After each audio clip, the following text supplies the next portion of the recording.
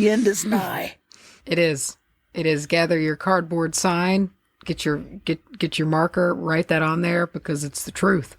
The end is nigh. Put on your little tinfoil hat and make your way over to anahotapurpose.com/tour, for we are in the final days of being able to join us for the April 15th and April 16th shows in Philadelphia. That's Emo Night and my favorite, Wild West Night. Wild West. And listen, all you people. Hey, all you people. Hey, all you you people. Listen to her. I was waiting on it. These are, we've rolled out virtual tickets. So if you're not in Philly, if you're nowhere near Philly, you can still snatch you up some tickets for Emo Night and Wild West Night to kind of watch it wherever you are. Get your virtual eyeballs on our bodies. Wow. You have mere moments left to snag these ticks, and they are gone for good. So please make your way to anahotapurpose.com/tour and join us for Emo Night and Wild West Night. Again, that's April 15th and April 16th. 2 days, brother. Do it. Yeah. Saddle up and get sad. Yeehaw. Okay, that's fine. Listen here, Macy. Mm. We have an episode. It's the last normal episode for a little while. Yeah, for a little while. We're going on a trip. And I love the nuts. We are going on a trip.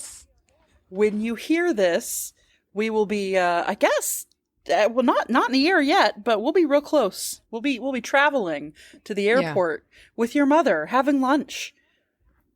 Yes. Yeah. Yes. Being seen off properly. Yes. It means that when you hear this, we are but somewhere between 24 and 12 hours away, depending on when you listen to, or I mean, obviously depending on, that sounds real stupid if you listen a year from now. Yes. Yes. I know what you mean.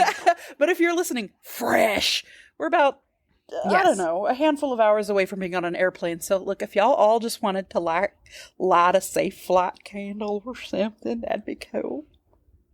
I thought you were going to say light a cigarette. If y'all want to light a cigarette in solidarity.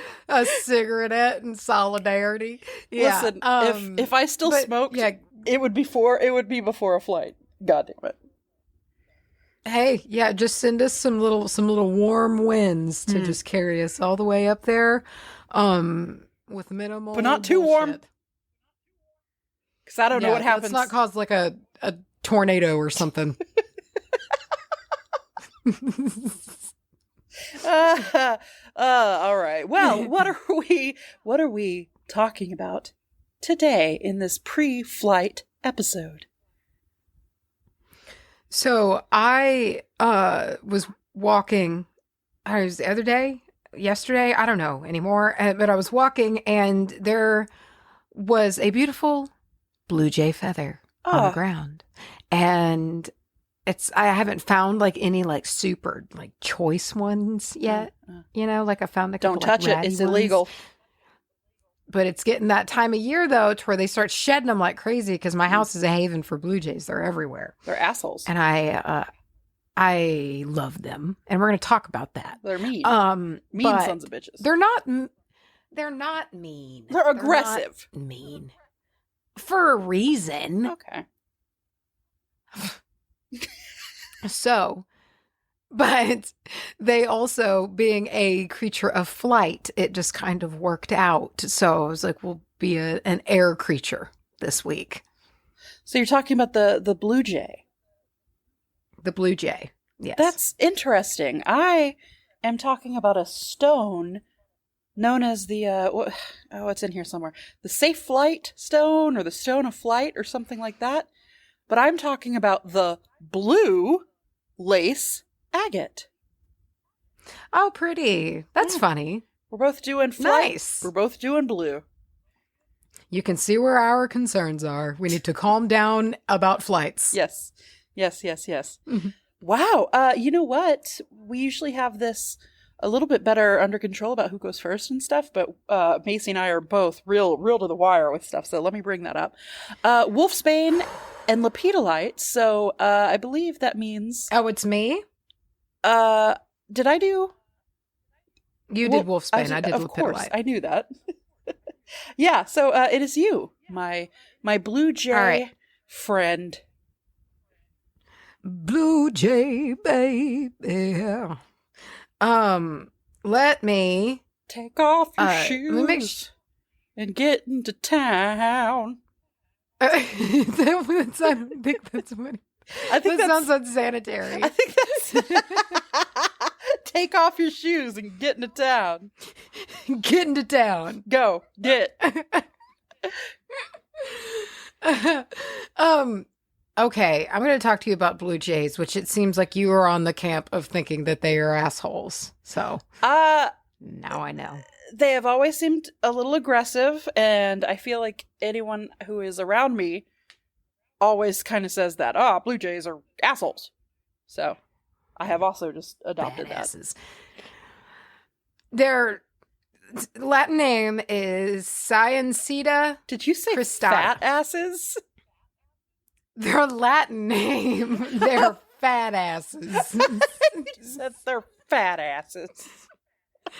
No, their Latin name. Okay. Cyancita or Cita cristata. So, the last word sounds like a snack. I was thinking, yeah. It's like a mix between a tostada and a Monte Cristo sandwich. Oh, a Monte Cristo. Ooh, yeah. A Monte Cristo. Oh, whoa, dude. Ooh. I felt that in my toes. How good is the once every 3 years Monte Cristo? At least. Yeah. Yeah, wow. Oh. Whoa. Okay, that Do they have that in other parts of the world? I don't. Because I don't know. Now that I'm thinking about it, it sounds super American. I don't know. I remember the first time Rustin described it to me, I was a child, younger child than him, and I thought that he was disgusting. I was like, you're gross. Yeah. That's disgusting. It sounds disgusting. Now, I don't know how I could think anything so slanderous and so hurtful towards the Monte Cristo sandwich. What a lesson for life. I mean, you know what? We grow and we change for the better. You live, you love. You get loves. Then you okay. Talk to me about Blue Jays, dude. I'm gonna be quiet.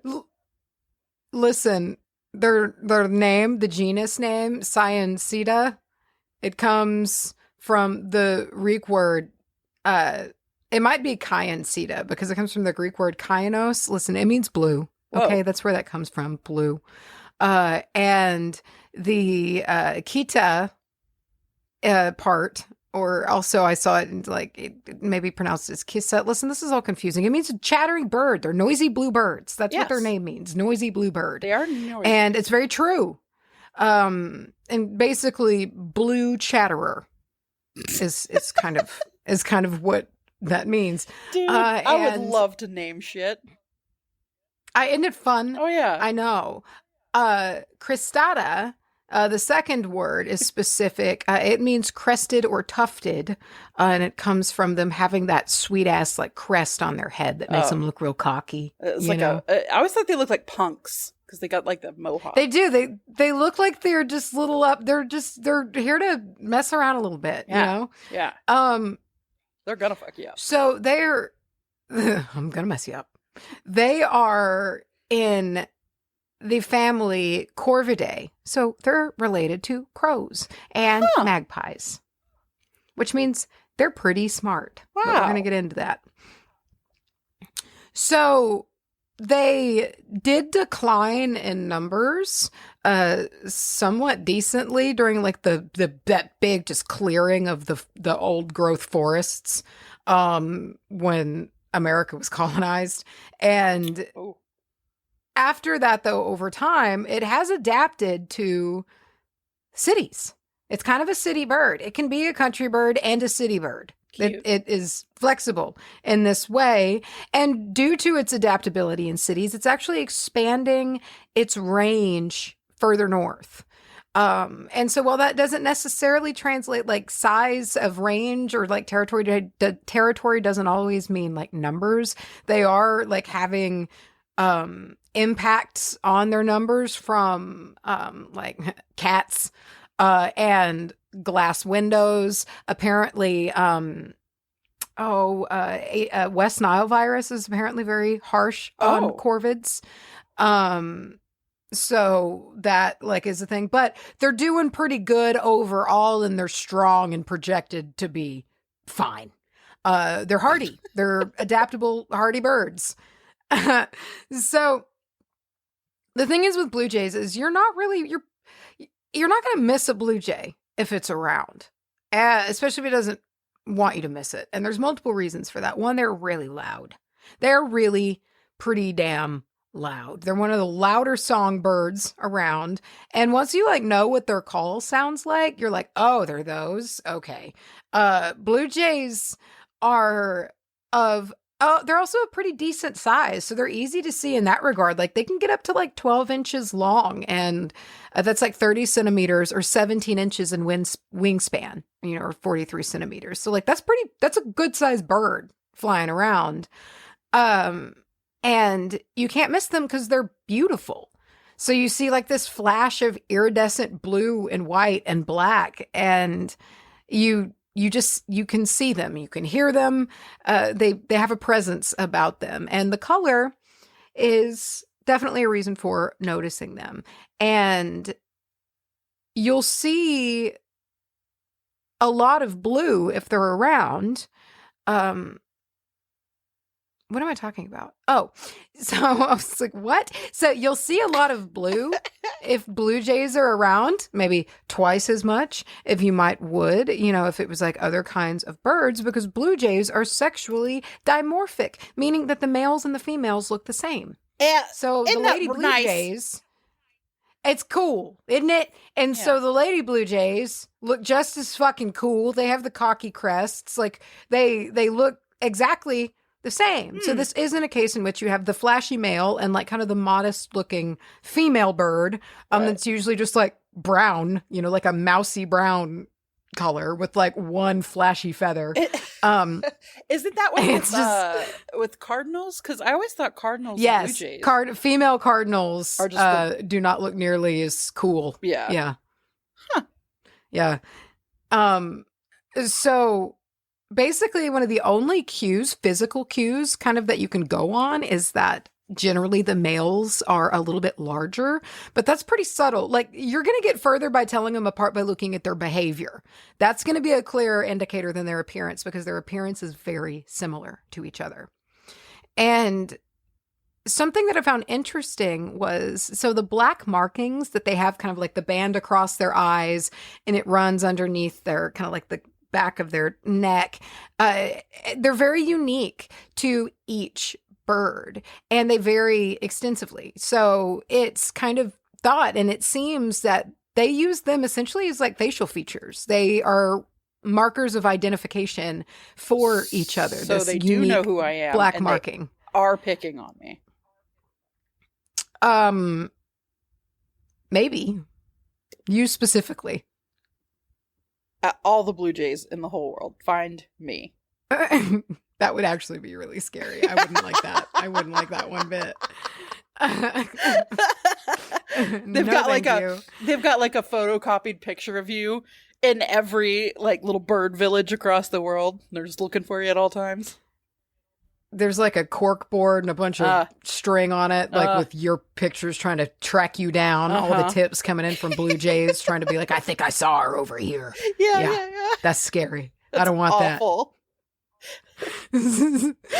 So another interesting little tidbit, since I'm just kind of in the part of the notes that's just like little snacky facts. Their feathers are actually brown.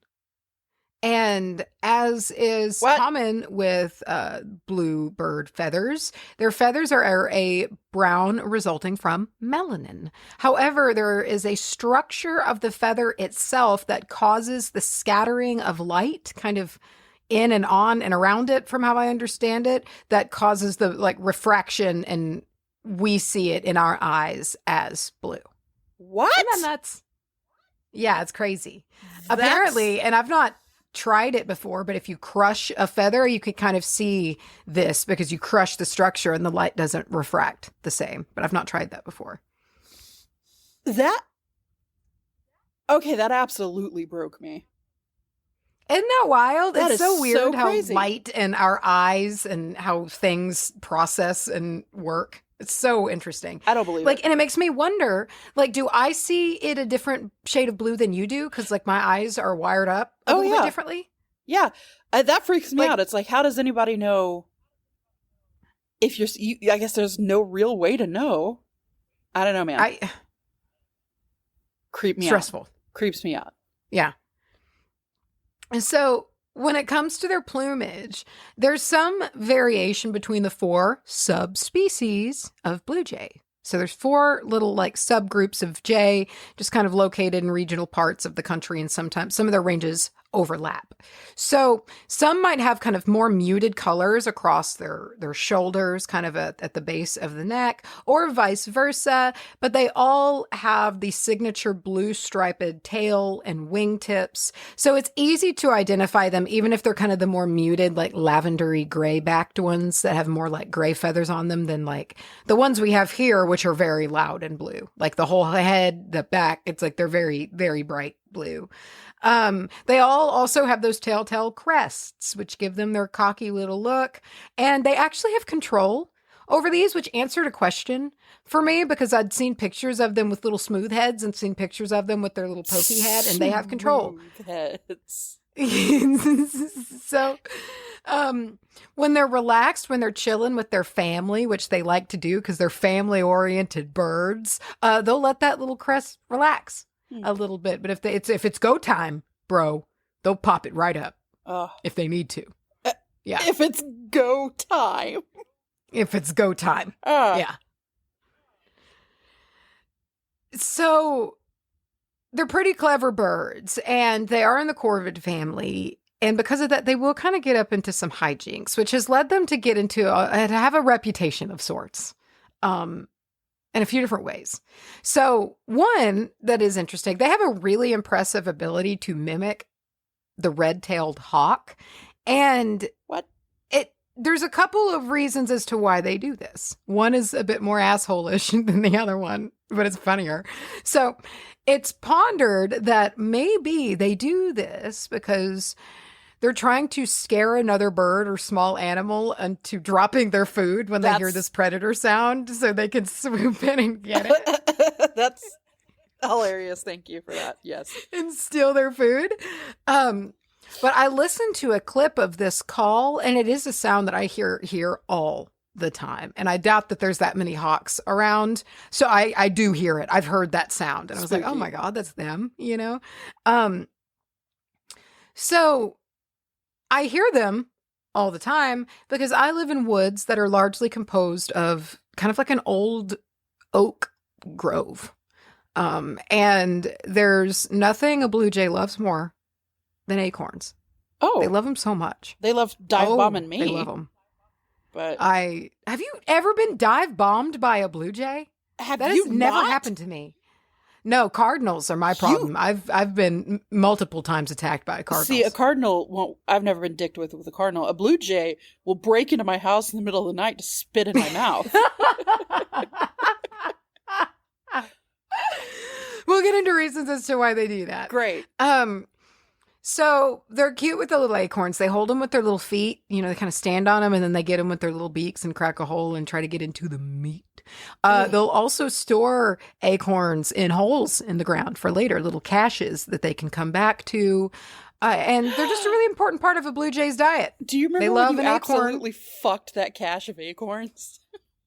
It was it was red berries. I'm maybe doomed, little mouse. I hope I didn't. Oh, I no. left everything there, but it's like, buddy, you're gonna have to put it all back in a pile. I'm sorry. So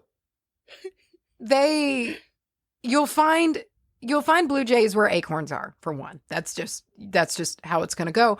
And they're actually very helpful in their love of acorns because their little stash holes that they have full of acorns, sometimes they leave some. And this has helped to, it just helps kind of reseed and gently creep out forests, like kind of expand out the forests and plant more oak trees in these little seeds that they kind of unintentionally plant in their little stash holes. Stash hole. Yeah. Huh. So they can be super dynamic and noticeable birds when they want to be. So the mating dance for them is largely like aerial stuff. They're going to chase each other around in the trees. Aww. And like kind of from branch to branch, they do a lot of that. You really can't miss them when they're doing this, especially if there's like multiple pairs kind of chasing each other because they do flock together. We'll talk about that in a bit. Oh. But they're also loud when they do this, pretty much all the time. What? Again, they're in the corvid family. They do. They're loud. They're yelling about it, and you hear it. Yeah. And they have that same kind of gruff cawing. It's not as gruff as a crow, but it does have that like gull, just like sound to it, you know? But it's a little less gritty and maybe a little higher, but they have a variety of other sounds that they make. They make little clicks and little like tut-tut sounds and these somewhat melodic calls, one of which was particularly interestingly named distinctive call referred to as the rusty pump. Stop it. And Stop that. it owes to how it sounds like an old squeak of a hand-operated water pump. I actually have this linked here, so you can hear what the rusty pump. Oh, God. It sounds like. So surrounding this blue jay doing the rusty pump call, there's catbirds. So you hear these little like birds. Those are catbirds because Okay. they sound like little cats. Okay, Great. Are you ready? Yes. Okay, let's listen to the rusty pump call.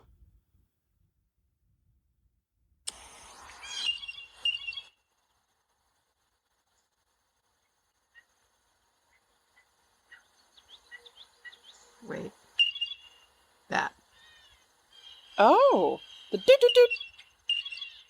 Yeah. And if you listen, the catbirds are just like, and they're very obnoxious. Yeah, they sound like kittens. So that's for some reason called a rusty pump. What? Who And named that? they What make pervert? that sound.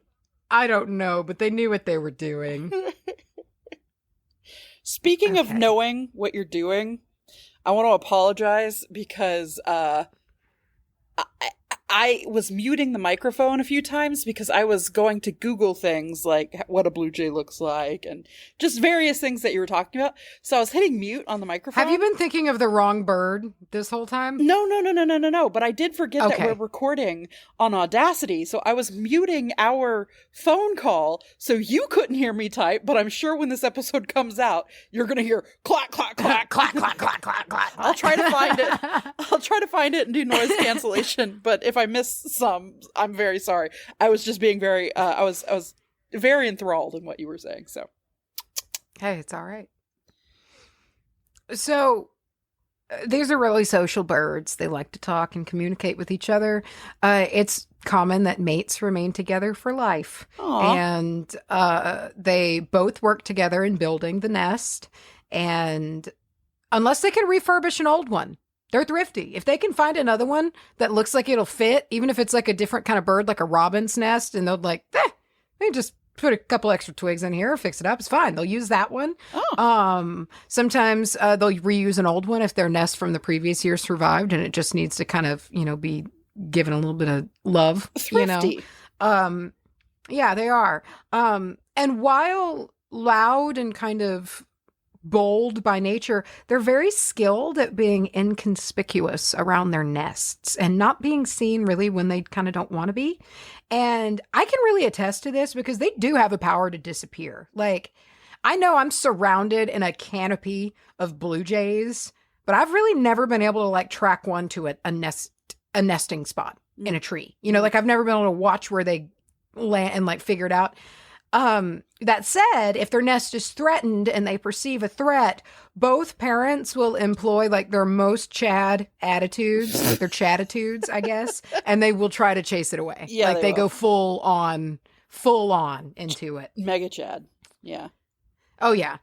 And the female does the brooding, which I did see a source that said that sometimes the males will partially do the brooding, like not as much, but like every now and again. But I didn't see that anywhere else. Yeah, I don't know about that. But there's generally 3 to 5-ish eggs, sometimes more maybe. And the male will bring the food. And when she's sitting there brooding, you know, he brings the food over, and then when they all hatch, the male then feeds everybody for a little while until she can then, it seems, leave. And then when the birds grow up and learn to fly, they will actually forage together and live as a family unit all the way through like the fall or so until it's time for them to disperse out. So they're very like family oriented. Cute. Birds. Very rarely a blue jay will resort to eating the eggs of like another kind of bird, like stealing the young. Metal. Though it seems that this has since kind of been determined that it's really like in like research that they've done examining like what jays eat, I guess, or what was in their stomach contents. I don't really want to know how they figure that out, but like only 1% of blue jays had material of other birds in their stomachs instead of like insects and nuts, you know.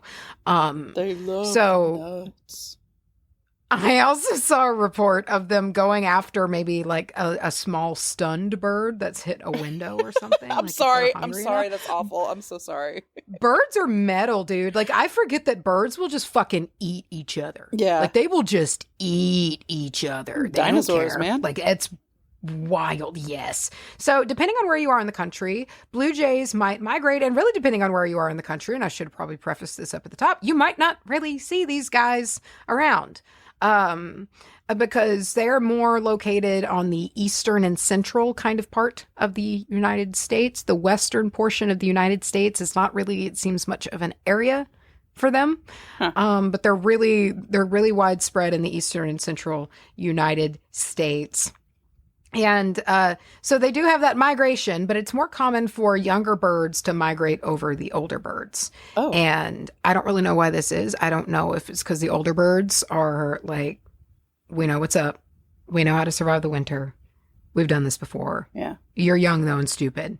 Yeah. Young, dumb, full of cum. Go migrate. Rest up. We need your next generation. I hate it. I don't really know why they do it. We actually don't seem to know a whole lot about their migration, as is the case for a lot of animals, which is always really astounding to me today. Because like you would think like, well, just look at them. Yeah, but it's like it speaks to the complexities of studying animals, like in especially in a non-intrusive way. It's so hard. Some scientist is just 2 feet away from him, staring at him. Do it. Just not even breathing. Yeah. Come on. I came all the way here for this. Migrate. So another thing that makes this confusing and we don't really understand is that their migration pattern seems to vary. So they don't go to the same place every year on like a set routine. Maybe like they go down south one year, the next year they like go up north a little bit or like go like somewhere else, and then they go south again like the following year. So it's not super set in stone like some migrations are, to where it's like they're taking that path and they're taking it every year. Not consistent. If you live in the eastern and central part of the United States, however, you've probably seen these guys. Especially if you live in the city or the country, anywhere, really. So these are, again, they're very smart, adaptable birds, and cities have given them opportunities that they have not wasted. In fact, because their range is like expanding in size, it just seems like we're watching in real time what they can do, like what they can keep learning to do. As cities continue to modernize and as like they just continue to nestle right into cities, it's just like, what else? How comfortable can they get? Like, what else can these birds handle? It's amazing. Look up and they're gonna be like driving a car one day. Yeah. I'd be so scared, but cute though. Be tiny little car. Or a regular size car, and it's just like 15 of them working together. That's very scary. Yeah, but I bet they could do it because, they have like birds have like that weird thing. Like obviously they can do something because like 4,000 birds will all like juke to the right at once, Weird so bird maybe telekinesis. Yeah. Yeah, like that hive mind. So maybe that would actually work and they would do it like that. I would set that car aflame. I'm scared. Fast. Yeah. For the good of humanity. So people's opinions on these birds can vary, and there's a decent reason for it, because a lot of people see blue jays as bullies, and they kind of are. They're loud, they can be rude, they're kind of flashy, and they do take advantage of their surroundings and opportunities presented to them. Others, or like another take, might kind of just see them as charismatic. They're cheeky birds. They're clever. And they do use their cleverness in ways that we might consider to be like, oh my, like such as by maybe mimicking a bird of prey to make a small little animal drop its lunch so they can swoop in and go get it. Like, are they doing that?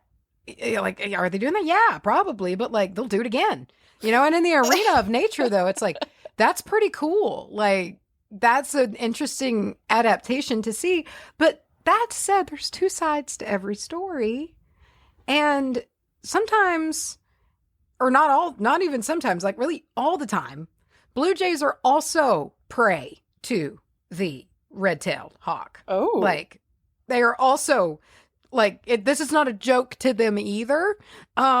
So they're not very fast flyers. They're very obvious. They're very flashy. So they're a common prey for raptors. And this can be seen in the matching distribution of birds of prey and blue jays, because they're a food source. Like, you can kind of see that overlap of territory. And yes, maybe they abuse that hawk call. Maybe. If that is in fact what they're doing. We don't know for sure. These are all theories. But along with this, they do truthfully warn each other and the woods in general that a bird of prey is around and everybody needs to like button themselves up somewhere and hide. So they're useful in that regard. And they're kind of sometimes like the bouncers of the woods, like the tree bouncers. And because along with this, if there's enough of them, if there is a little flock of them and they're feeling flushed enough, they will be the ones, even though it is a danger to them, to chase a hawk away if like they've got the jump on it, Listen, this is all great and they sound noble and you're putting a good spin on them, but I still think they'd eat a baby given the chance. Well, all that I'm saying is that there may be other nice, sweet birds in the forest and they don't have a bad rap and they're just sweet little birds. But I feel like blue jays are a good example of like, sometimes you got to get your hands dirty to like, for the greater good. Okay. Like, it's like, yeah, you can keep your hands clean and be a sweet little bird, but we'll be over here saving your fucking ass. Okay. Bird. You know what? I'm if I think of them as like crust punks, then that's kind of what they are. They're a fucking feelings. Blue jays are punks. Yeah. Like in a lot of ways. It's fucking badass. And are they also kind of like Chad sometimes? Yes. But when push comes to shove, sometimes you need a beef. Sometimes you just need a big old beef to help you sort out the riffraff. Yeah. And they get stuff done. And they aren't afraid to stand up to things bigger and more dangerous than they are in order to protect themselves and their little families. And this is even more impressive considering that jays are also not often even top dog amongst other birds. Like, it's absolutely common for them in certain regions to like get chased away and bullied to hell by other birds at feeders. And things like that. Whether it be, you know, that they are like larger size birds or more aggressive birds, like they're just, these aren't really like powerful birds, you know, like blue jays aren't. And so oftentimes they're kind of operating on a bluff, you know, a bluff that they will risk, even though they know they might not be able to back it up if push comes to shove. You know, it's a risk. Very territorial, especially when it comes to their nest. So people and pets, squirrels, other birds, a bird feeder, you name it, it might get dive bombed by a very loud, very furious blue jay, and very persistent as well. I've never experienced this from a blue jay, but as I mentioned earlier, I have experienced this from a female cardinals, like multiple. And it like was so irritating and also unsettling. Even though they're little, they would just come out of nowhere, and then that day Dinah just caught one out of the air and killed it. My God. And we all just stared at each other. Like, I don't know how she even did it, but they were that close to us and like that consistent, and she just jumped up and snapped it out of the air, and then we looked at her, and then she looked at us and was like, what do I do now? And we're like, I don't know what you do now. What? It was just like a moment of absolute what just shock. happened? Her instincts just took over. It did.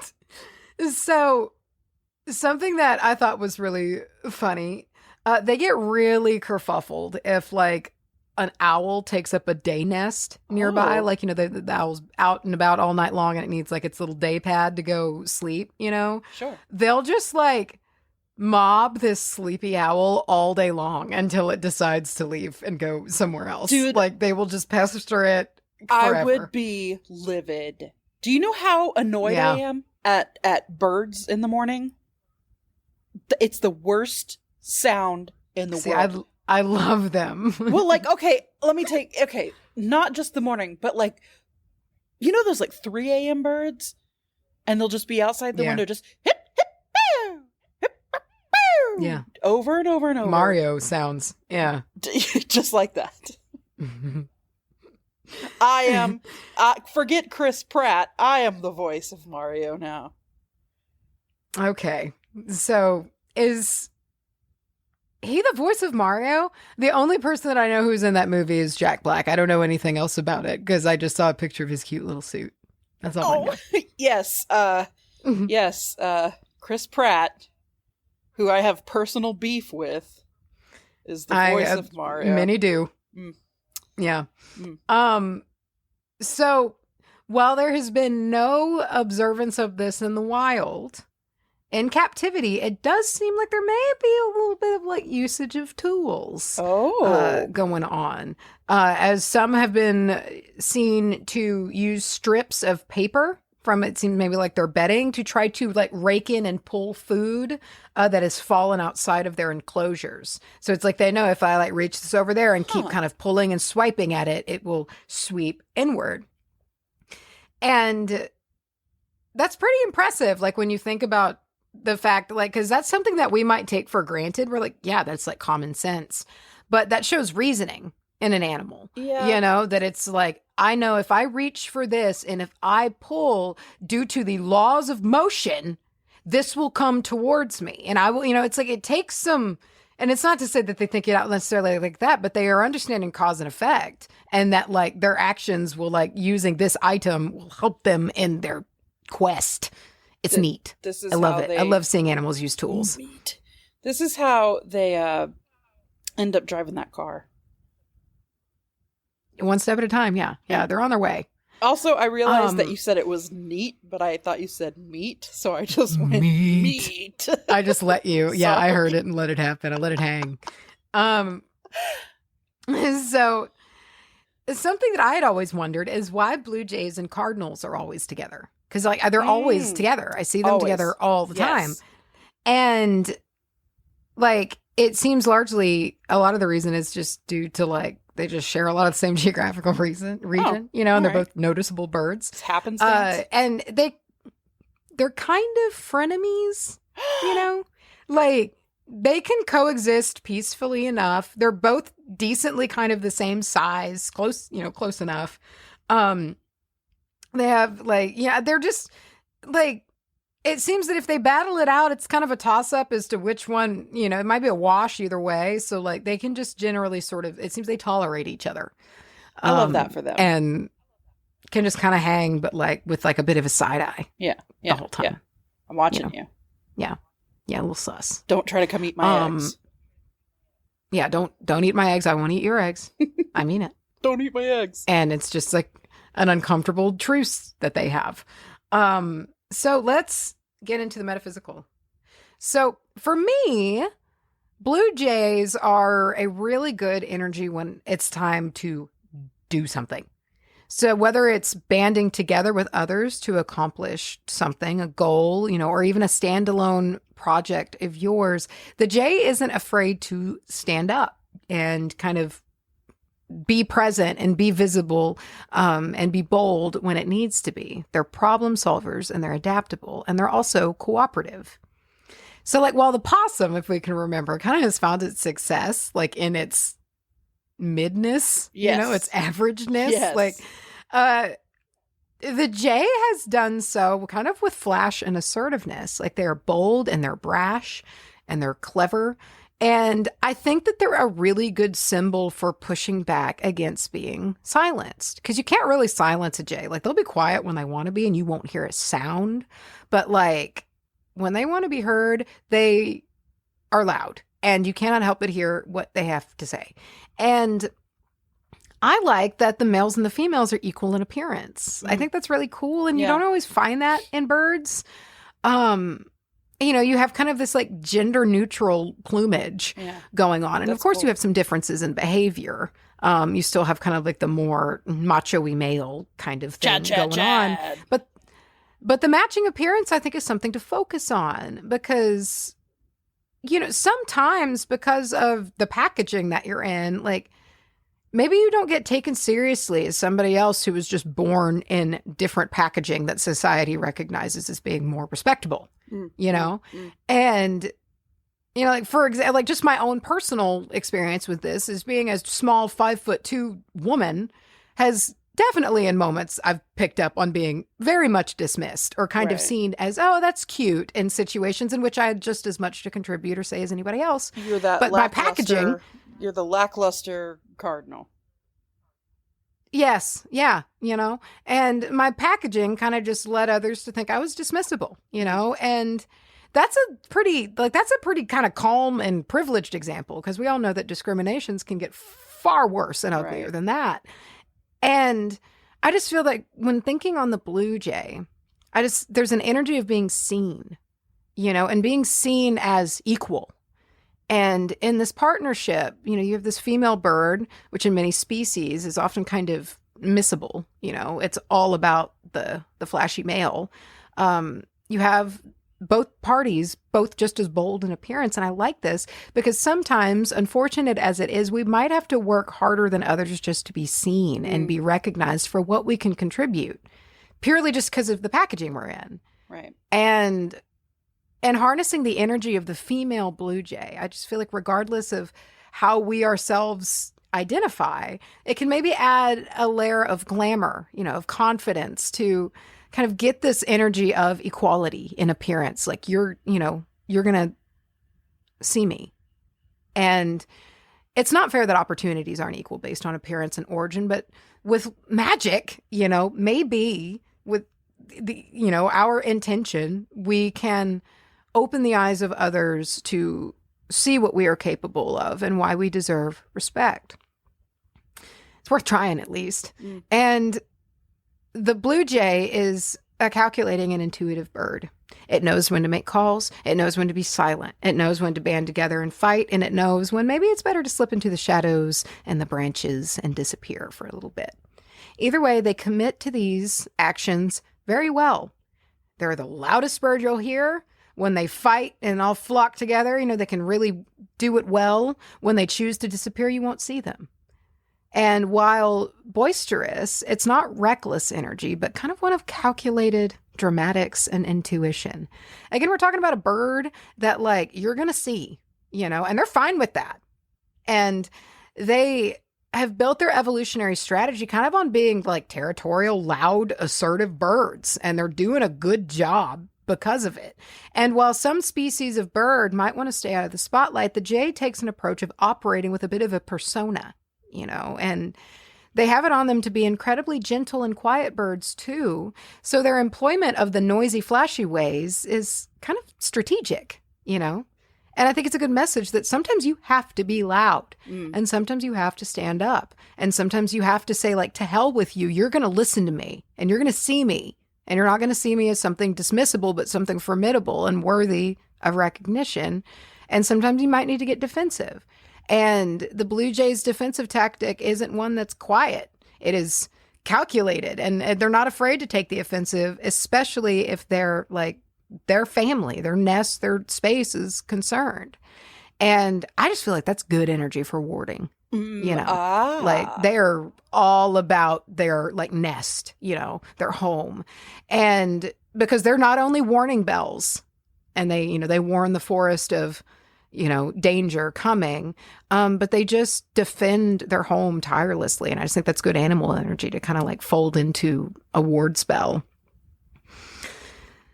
So Blue Jay energy is kind of for times when maybe you're kind of threatened by something and maybe some regular defensive magic. It ain't enough. Maybe you got to fight back and kind of chase off the riffraff, and send your own hypothetical flock of Blue Jays squawking after the problem until it's cleared away. I think that could be a good visualization, to use during work. In like, they're cawing and screaming at it, chasing it away. It's loud, and they're just like running it off. And especially if you like maybe in your spell, like you have like a picture or something that is like a tie to a Blue Jay and you're channeling that energy and you can just visualize that noisy, bold flock just chasing away, the threat at hand. And Blue Jays are very loyal and tight-knit in their little social groups. And they have a whole family unit that, as I mentioned earlier, will forage together until like the young ones need to disperse off somewhere else to keep the population kind of spread out, and they remain together for life pretty much. And they even kind of look out for each other, even like flocks of unrelated families, because they will roost in proximity of each other and just kind of keep an eye on each other's shit, like while they are assholes to like a lot of other animals, they are very sensitive to Blue Jays, and like it can like show a soft side. So there's just a lot of dedication with the Blue Jay and their group and the ones that they decide to take care of. And if you feel maybe that the path is unclear and you don't know where your next move is or where to go, Blue Jay energy maybe can be good for that, because they're problem solvers. They're adaptive, and they seem to have a good ability to observe and act accordingly in clever ways that maybe might be outside of the box. And sometimes our path feels blocked because we're not looking at all of the available avenues, and it's not really blocked at all. We're just not like seeing the trailhead, and the Blue Jay is a good energy in times that require solidarity. As I've kind of mentioned, these are birds that band together, even in the face of certain danger. They support each other in their flocks, and they look after each other as kind of a tight little unit. And sometimes we just need to support someone and hold space for them and let them know that we're looking after them. And sometimes the kindest thing we can do is just let someone know we've got our eye on them. We're keeping an eye out, and they're not alone in their trials, and we're stronger as a flock, and it makes the difference of a single jay becoming prey and a group of jays being able to chase the hawk out of an area. Like support just goes a long way. And it's a good example of that with Blue Jays, just what you can accomplish by having like a trusted group around you to offer support when you need it.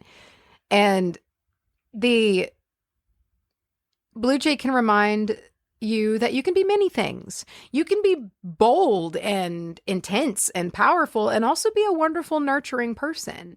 You can be like like for them, like the terror of bird feeders in some places, but also be like the great reseeder of the oak forests. Like you can be the loudest bird in the fucking woods, or one of the most quiet when you want to be. Like with the Blue Jay, not everything is black and white, and I think that makes them really special. And I just sometimes feel we can get into a mode of thinking that we need to be more assertive, or like that if we like, all right, like I need to start kind of like standing up. I need to be more assertive. I need to be more bold. But like we worry that if we do so, we'll start losing the soft parts of ourselves, or even vice versa. If we soften up, we'll like lose our spine, Our grit. Yeah, but that's not true. And the Blue Jay shows that all of these traits can exist within one animal. And because of all of them existing in one animal, they're highly effective as a species. They do not go quietly unless they want to. And they like really don't give a shit about having like a reputation. They're just out doing their thing, and they're doing it in a way that is kind of flashy. They and don't give a damn maybe about their bad reputation. Huh. And they really probably don't care about you either. So that's the Blue Jay. Whoa. And there's a lot of different, there's just a lot of different stuff with the Blue Jay. They can be soft and gentle and loud and aggressive, but they do so with consideration, it seems. They plan their moves. And because of that, I think harnessing these guys could be really like, I don't want to discount them with the word fun, but like, if you know what, I just feel like it could be really interesting. Harnessing to energy, work with not the birds themselves. Yeah, Blue Jay right? energy. Yeah, do not put a bridle on a bird, please. Wow. Listen here. Blue Jays, the chameleon of the bird world. They'll adapt. They'll be real mean, but they could be nice. They're pretty mean. I feel a little bit better about them now. If I can, I've shifted my focus. I'm going to try to shift my focus, but the next time one dive bombs me, I might just pull a gizzy, snatch it out of the air. And sometimes you just gotta, or a Dinah. Sometimes you just gotta be a loud, cocky bird. Yeah, and they're good for that. Yeah. Times when you need to be a loud, cocky bird. Channel that Blue Jay energy and be a loud, cocky bird. Walk into your boss's office and just squawk at him till he drops what he's doing. Over and over until he notices. Yeah. I love how we are both assuming that the boss is a guy. Wow. Yeah, well, hey, there you go. What does that say about us? Wabah. Full of contradictions. I want to talk to you about a stone that I think would be pretty cool. Okay. Listen, if there was, like, if you looked out your window and you saw a blue jay picking up a blue lace agate, that'd be pretty sweet.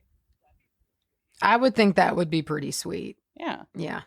I would think that's a symbolic moment. Yeah. Somebody draw that.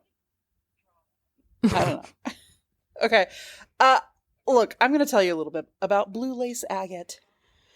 Which, Macy, it's a variety of that word I still don't know how to say. Chalcedony. Chalcidity. Oh, chalcedony? Sure.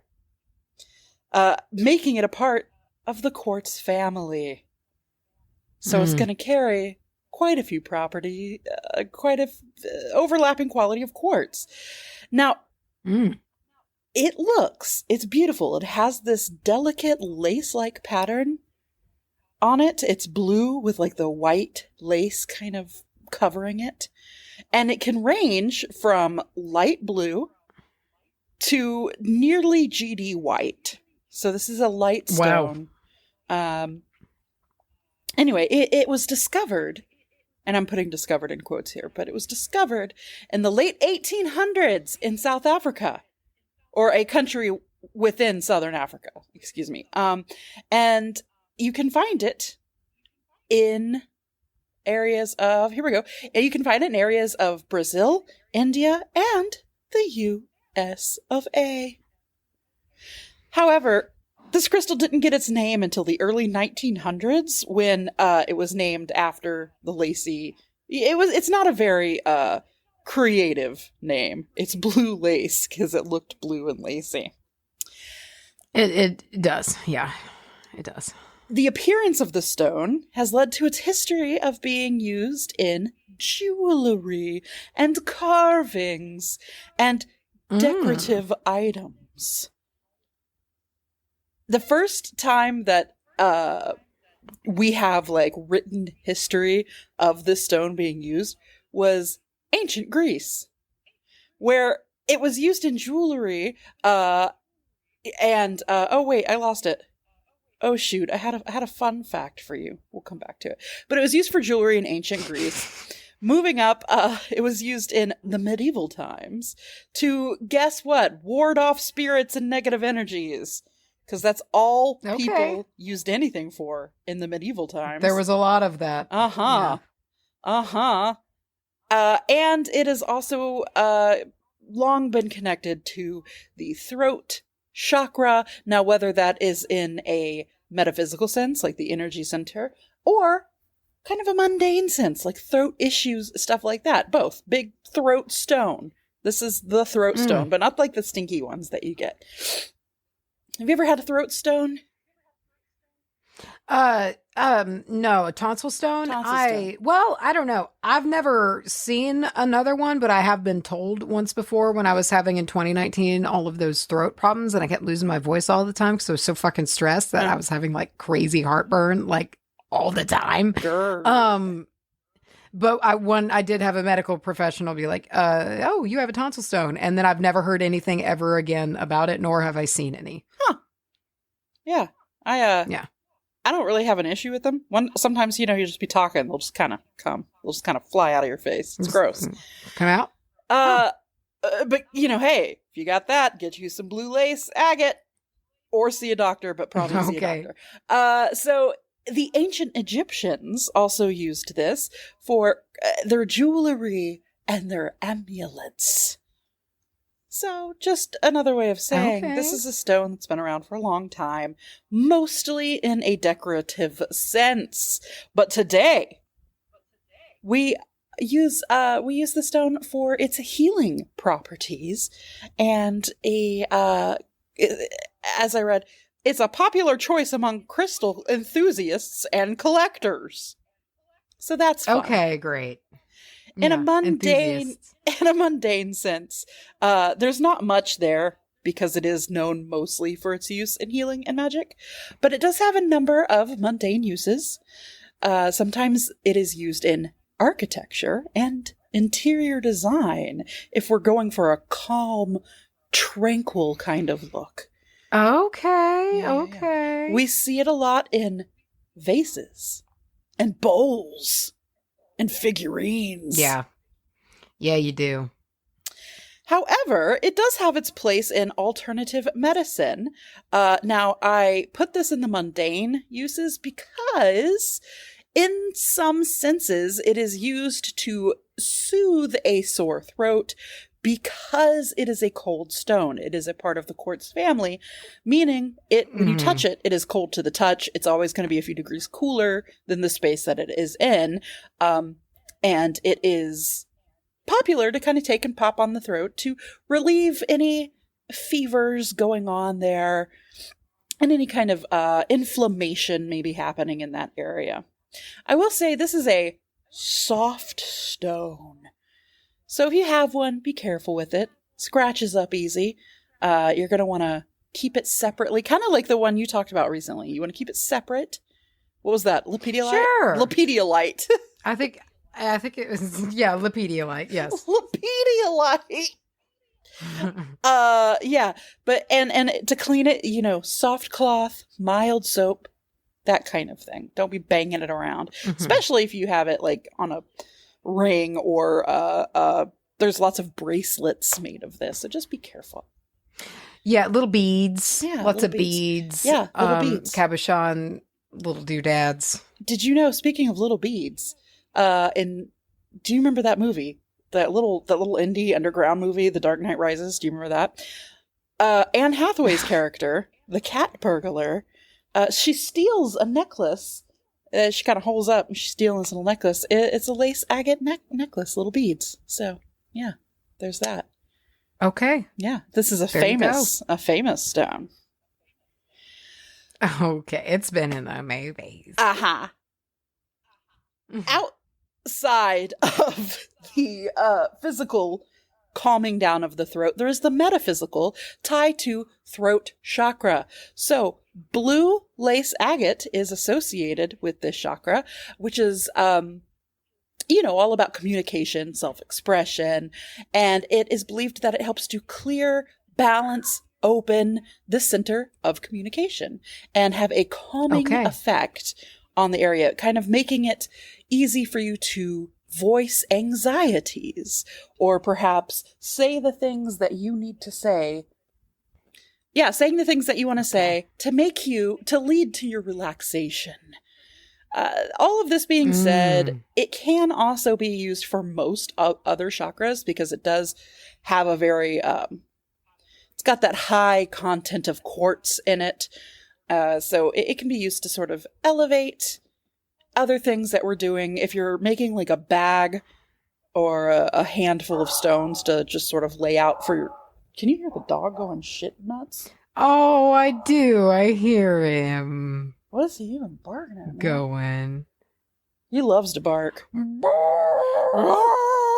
I like it when dogs don't enunciate their barks and they don't break them up into individual. They're just one long scream. Yeah.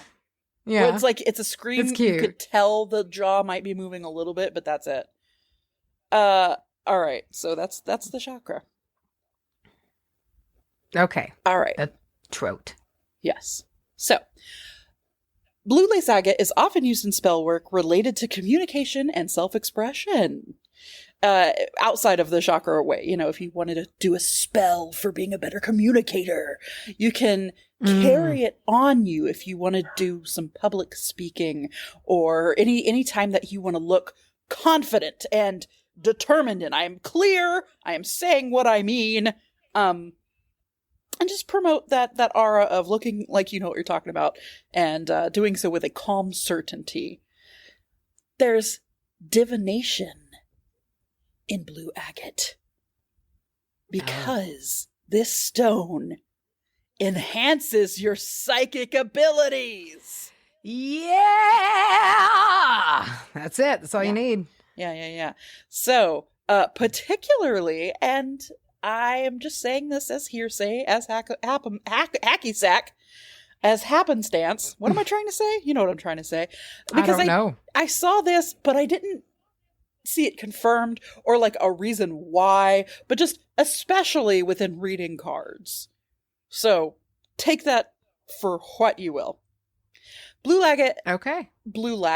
Lace Agate is also protective and used to ward off negative energies. This probably comes from the history that it has of doing the same thing in the medieval era. It can be carried along with you. It is said that when you have this on your person or in your space, it creates a shield around you. Oh. Yeah. Like Bella. Yeah. Oh, just like Bella. Bella was a blue lace agate. She's very special. This stone has place in sleep and dreams. If you're having trouble sleeping, this will promote a restful sleep and peaceful dreams. It can be put right up under your pillow, and it's gonna do a little Bella shield right around your head at night. Keep them ghosts from getting up in your face and just breathing on you. Do you remember when COVID was first coming around the bend and everyone was terrified all the time? Do you remember those like full face helmet masks that you could get? I don't mean the face shields. I mean, they looked like biker helmets, but they had like a seal system and like, no, I don't remember those. You don't? Oh my goodness. No. I saw like ads for I them. believe that though. Yeah. Yeah, I bet that happened. We was scared. Yeah, baby. And I imagine that this is what this stone does to your head. If you put it under your pillow, just kind of purifies that dream and sleep essence, that aura. Anyway, you can throw this stone in as sort of a little helper when it comes to issues of mental clarity as well. Again, not something I saw a lot of places. Like I saw healing, protection, the dream work, the divination, everywhere, the communication especially. But then somebody comes along and they're like, use it for tarot readings, and somebody else is like, mental clarity, and I figure, hey, doesn't hurt to stick it in the notes. Yeah. No, interesting. I mean, hey, I can use mental clarity. Yeah, at everyone. generally any given time. Blue Lace Agate is sometimes referred to as the Stone of Flight, as it is believed to overcome the fear of flying. That's right. Fear of flying. So simple. Is eliminated with Blue Lace Agate. And you know what's funny? I specifically looked for stones that helped with a fear of flying. But I don't have this stone. I do not own one of these stones. So, shrugging emoji for me for that. I have this information. I'll picture a blue lace agate when we're flying, but I don't have one on me. Okay. Yeah. So there are some cultures that blue lace agate was considered, or I guess still is considered, a symbol of peace and tranquility, used within issues of prayer and meditation to help bring the peace and bring the stillness and bring the calm that is needed to get to the perfect prayer and or meditation or a whatever you want to call it state. If you are... I could see it. It's got that vibe to it. Yeah. It does sort of have the same thing that a lot of these blue, especially the blue and white stones have, where it sort of looks like a peaceful sky. Which is It nice. Looks like a blue cream saver. Ooh, cream savers. Yes. Dude, just now I was at Wally with Dad. We were picking up some of the last little items, and we got to the checkout. They get you with those impulse buys. And they stuck Starburst Airs. Have you seen those? Or Airy Starburst? Or something about Starburst and Air. And they had a bag of those. And I know Dad likes Starburst, and I like Starburst. And I was like, let's try us some of these. So we get them, and we get in the car, and I crack them open. And the first one is like the orange Starburst. But I don't know if it's... Okay. I don't know what happened. I don't know if they start with Starburst and they puff them up, or if it's a whole different facility, but they got to work on their coloring, because it matched my flesh impeccably. It looked like a hunk. I want to try it. A hunk of flesh. And Dad, immediately was like, ew. So we tried them. And they were, I don't know, they were pretty good. They were okay. But, the entire time you're eating First impressions can be tough. I like that. Ew. Yeah. And it was one of those things that we were kind of like, and we'd put it away for a little bit. And then it's like, I'm going to go in for another one. Let me try a red one. And you're like, okay, well, I kind of want another one. Maybe the yellow one's better, But, anyway, I don't know if you've ever had those candies before, but I felt like talking about them on our professional podcast. The blue stone agate. Some people in the professions of writers, artists, musicians swear by this stone, keeping it in perhaps their office, keeping it in their pocket while they perform. Fill your guitar with them, and you just dump them right in that hole. And it will enhance that creativity, but also your expression, your artistic expression. It'll help you bring your feelings and your emotions to the surface in some, I don't know, beautiful flowery language, I'm sure. Oh, one thing I wanted to say about the appearance, I kind of put it in the wrong spot in my notes here, but it has that lace, appearance to it. That's caused, and this made me feel a type of way. It's caused by microscopic fibers of mineral deposits. So they're just like little fingery growths. And I know that's how it works. I'm sure that's how it works in all stones, but for some reason, this one really got to me about how it's just... okay. I don't know why. I'm just like, when you see an ice, not an ice cube form, a snowflake form, or you see like a ice spread across a windshield, or like a bubble when it freezes. Yeah. And it kind of does that branching out creepy thing. Yeah, it's cool. I like it. It creeps me out, dude. I don't know why. It's creepy. I don't like creeping things. I don't like things that like spread and grow. Okay.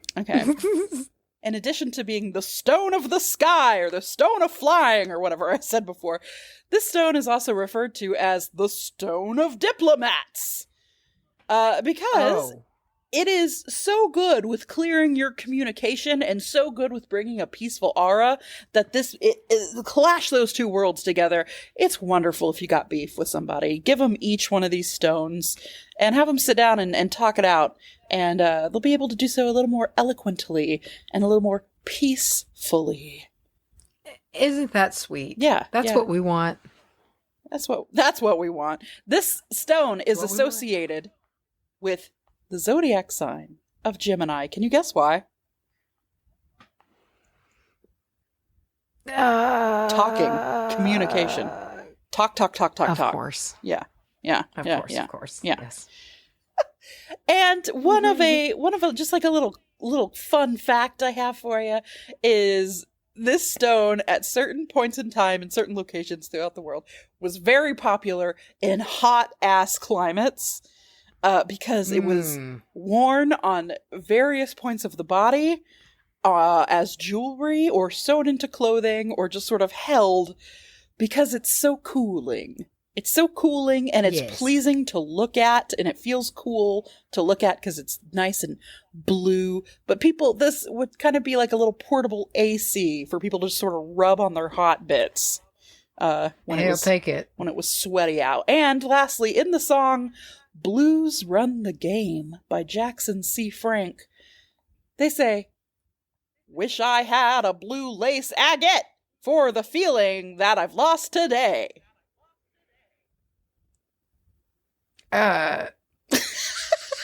What does that mean? I wish I had a blue lace agate for the feeling that I've lost today. But why do you need one for a feeling you Macy, lost? Ask Jackson C. Frank. Okay. I will. Thank you. I will. Okay, good.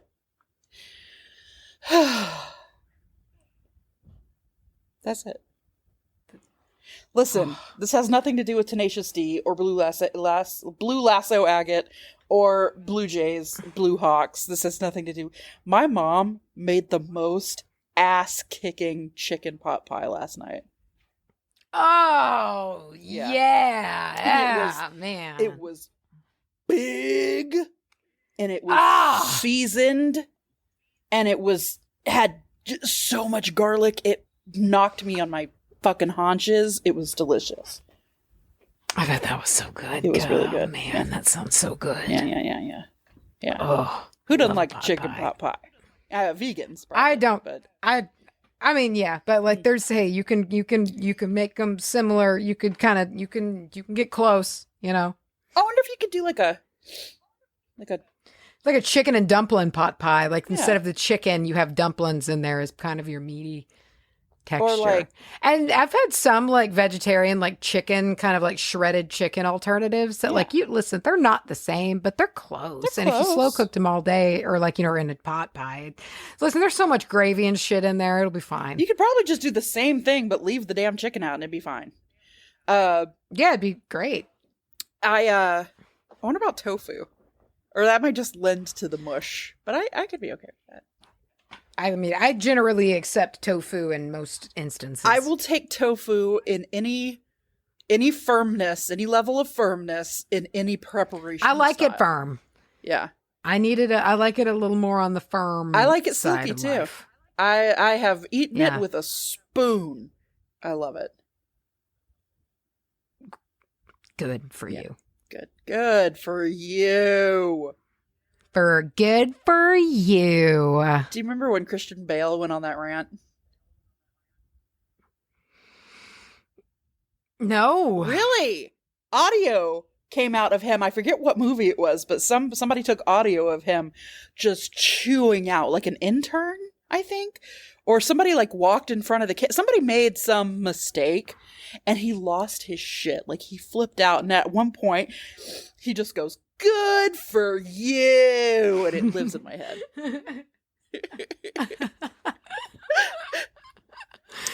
Oh, Oh God, no! I've never heard that. I'm gonna have to now. And if you want I can us, see that. if you want us to yell at you like Christian Bale yelled at his intern, you should check out our tour this weekend. Go to anahottestpurpose.com/tour to get your tickets. It's the last day. Well, not really, truly, but I will say so. But I mean, like, damn close. Yeah. You have, start the timer, 28 hours. Okay. I don't know, man. Close enough. Y'all figured out. Listen, Saturday is the 15th. Sunday is the 16th. Those are the 2 dates for this first weekend shows. If you want to come on out in Philly, then the following weekend we have Nyack, New York, and then Baltimore, Maryland, the following weekend. Yeah. So those will you can still snatch up stuff for those. Give them a look. Let us berate you in person. Yeah. Ooh, fun. Yeah. What if that was the show? What if the whole show was just us belligerently talking shit about people in the audience? We basically just apply the business model of Dick's Last Resort to our tour. Yeah. We just go one person at a time. You know that scene in Liar Liar, that classic, the 1996 classic Liar Liar with Jim Carrey, starring Jim Carrey? Yes. You know that one scene where he comes in the room and he can't say any lies and he roasts everybody in the room? But like they all think it's hilarious? It'll be like that. Mm-hmm. We'll just point at people and be like, you wear a toupee, you have halitosis. And they'll all love it. They'll laugh, and it'll be okay because we're Jim Carrey. Laugh. Yeah, and nobody's going to be sad or upset, and they'll be like, you know what, I'm so glad that I paid my hard-working money units for this show to get insulted by these people. Yeah. So if you want that to be you, come on out. Grow a thick skin. Dude, I don't think I could do that. No, there's no way. There's no way in the world I could do not that. do that and feel good about it. You know what? We're not going to insult you, but we will make you laugh. I hope. We might insult you a little bit. Not directly, but like, at some point, I might say something you don't agree with. I might give you the old red velvet cake is bullshit line. And that could be, you could be hurt by that.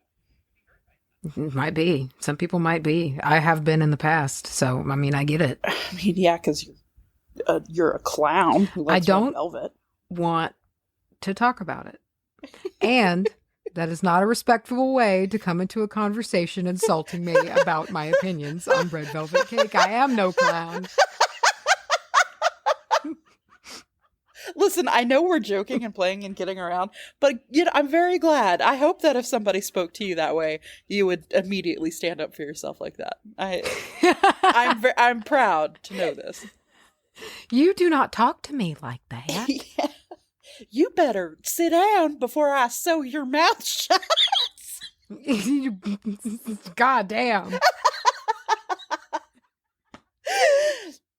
Okay, let's get out of here. I gotta go do laundry and get my bag packed. We go to the airport in like T-minus 20 hours.